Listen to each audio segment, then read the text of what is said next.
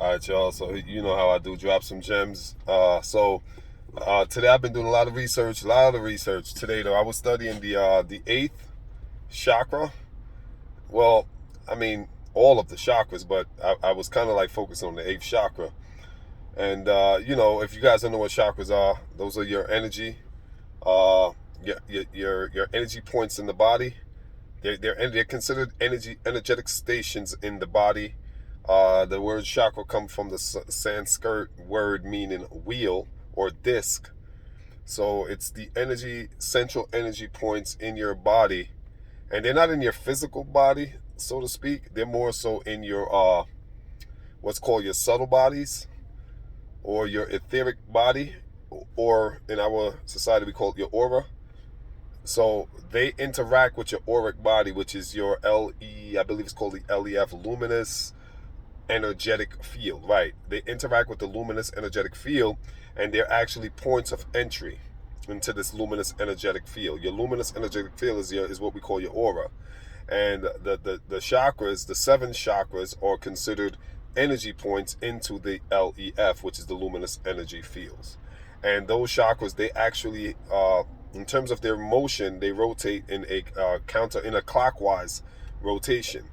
And if each chakra is represents something different. For instance, you have your root chakra all the way up to your crown chakra. Your crown chakra is at pretty much at the top of your head. Just above your head is the eighth chakra. You have your throat, your thalamus chakra, your heart, sacral chakra, your sacral chakra, your root chakra, solar plex chakra. So you have, and each chakra is responsible for different points of your personality. For instance, your root chakra is what keeps you grounded, right? The first four chakras interact with the earth's energy, whereas the top chakras, right, the three chakras on top interacts with celestial or cosmic energies.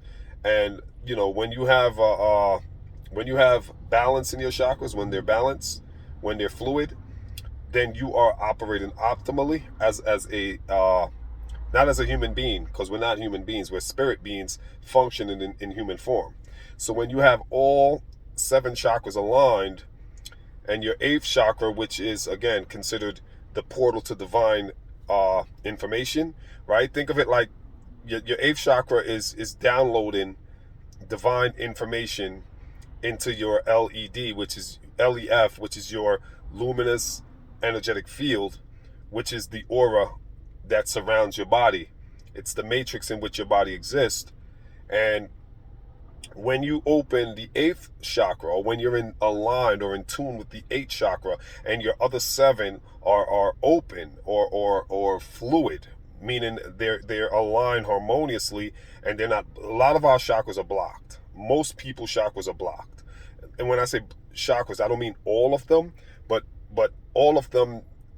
Because here's the thing, they're not separate. Even though I will explain them as 1, 2, 3, 4, 5, 6, 7, they're not separate.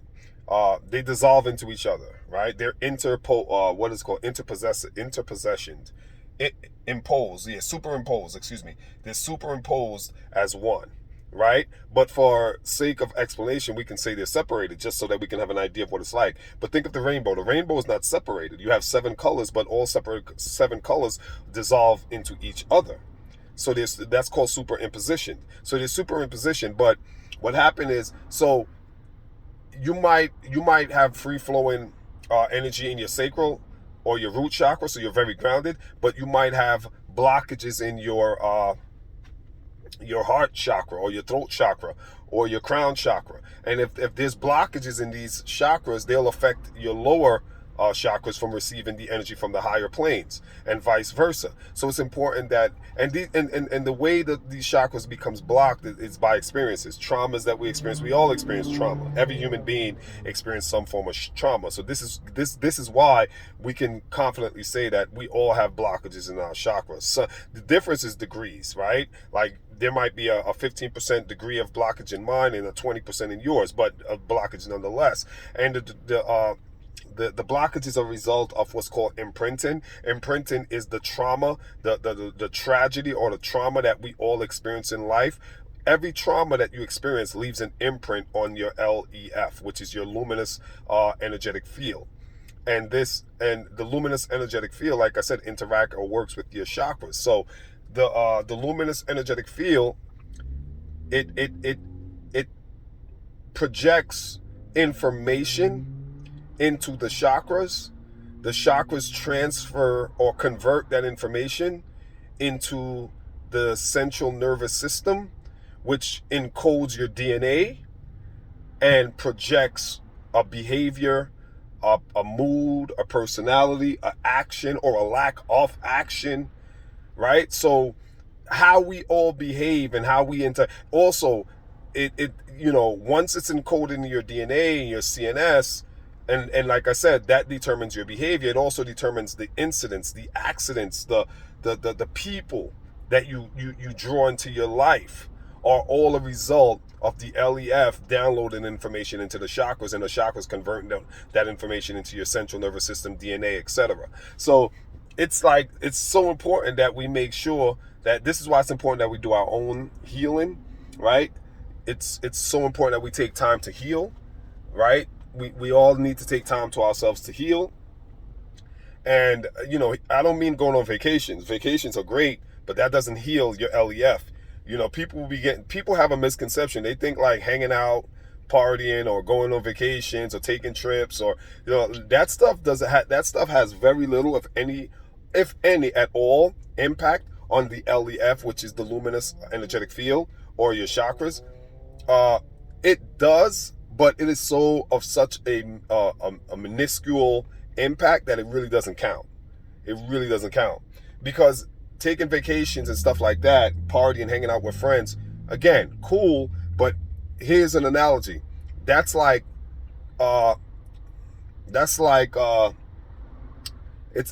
putting a Band-Aid on the wound, right? As opposed to, if you have a surgery that's needed, you put a Band-Aid on the surgery. Okay, that's cool, but the surgery still needs to be done.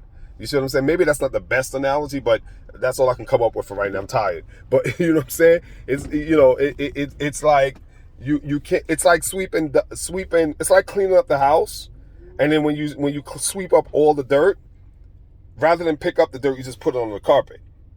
That's a better analogy. You see what I'm saying? It's like, okay, the room looks clean, but you just put the dirt on the carpet. You didn't really fix the issue. You didn't get rid of the dirt. You see what I'm saying? So again, that's not the best analogy either. I'm exhausted. I've been studying all day, so my brain's a little fried, and I'm starving. I'm out here waiting for food right now. I just ordered some food, so I'm not really working too well with the analogies. So pardon me. But the point is though,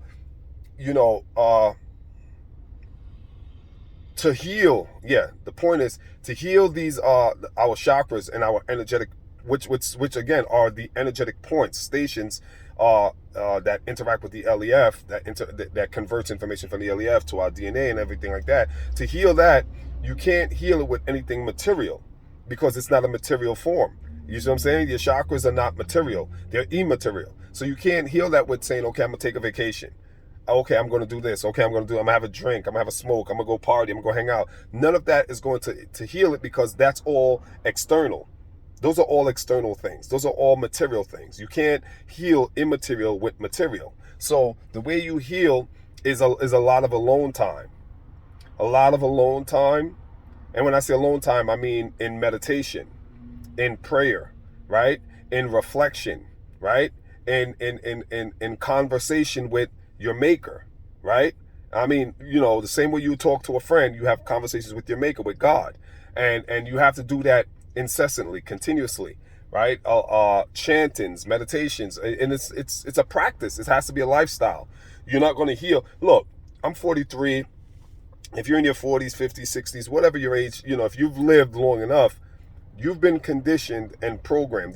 You're carrying around you're lugging around with you what's called karmic residue.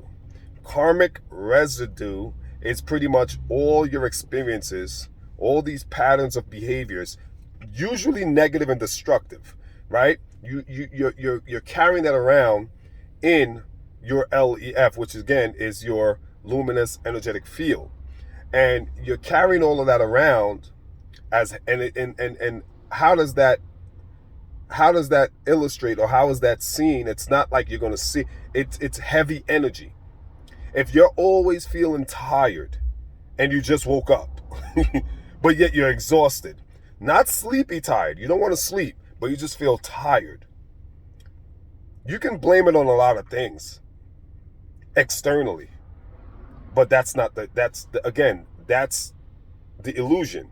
The truth is, you have these heavy energy blockages in your auric body, which is the LEF, which works with the 7 chakras. So you have all this, you're carrying, static, built up,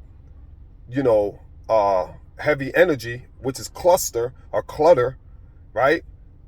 You're carrying that around in your energetic body. And that's why you always feel tired, because that kind of energy weighs you down. When and your chakras are not free flowing. So you're not recharging yourself. You're not releasing and taking in at the same time. Because there's something called, to explain something more, to the LEF, right? Again, the luminous energetic field, how it looks. Imagine a donut around you, and the donut has a hole on top, hole on bottom, and there's a continuous flow. There's a continuous flow of energy. Energy's coming. It's cyclical, right? It goes through your feet, comes up your spine, comes out the top of your crown chakra, and circles, goes back down through your feet, come back up your spine. But while it's doing that, it's also moving perpendicularly as well. So you have kind of like a circle going around you and also going up over you, and that circle goes clockwise. So you're constantly replenishing energy. This is why energy never is always in motion. And you're constantly, so if you have heavy energy in your auric body, you're constantly just, all you're doing is regurgitating that energy. You're recycling that energy. So you'll never get rid of it with doing anything external. The way you get rid of that is to, again, tap into a higher frequency, tap into higher power, and that's how you'll be able to soothe out that dark, negative, heavy energy. And because what happens is, you raise that energy. You don't get rid of it. What you do is you raise it. That's all you're doing. You're raising it from a lower state to a higher state. And in so doing, by raising it, it becomes finer, lighter, and you feel better, and you function better, and you're raising your frequency, your vibration, and then you get closer to your maker. All right, y'all, I'm about to get this food. I'll holler at y'all later. Peace.